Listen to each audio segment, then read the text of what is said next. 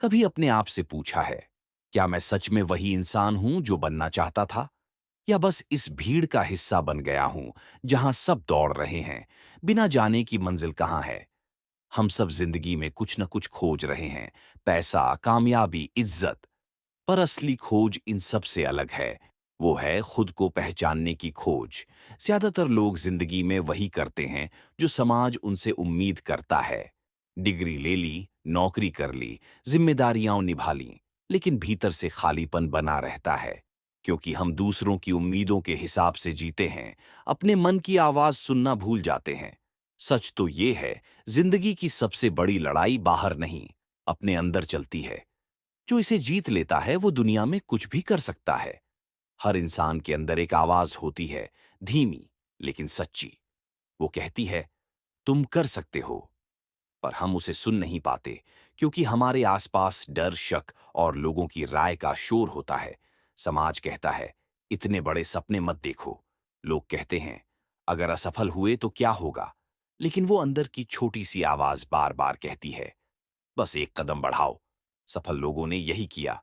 उन्होंने हालात से बड़ी सोच रखी। अब्दुल कलाम गरीबी में पले, लेकिन उन्होंने आसमान को छूने का सपना देखा। वो जानते थे कि परिस्थितियां इंसान को नहीं रोक सकती, अगर इरादा मजबूत हो। स्वामी विवेकानंद ने कहा था, उठो, जागो और तब तक मत रुको जब तक लक्ष्य प्राप्त न हो जाए। उन्होंने खुद पर भरोसा किया और दुनिया को ये सिखाया कि ईश्वर बाहर नहीं, हमारे भीतर है।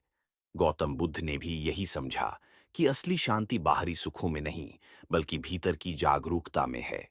इन सब की जिंदगी एक ही संदेश देती है, जो खुद को पहचान लेता है वो असंभव को भी संभव बना देता है।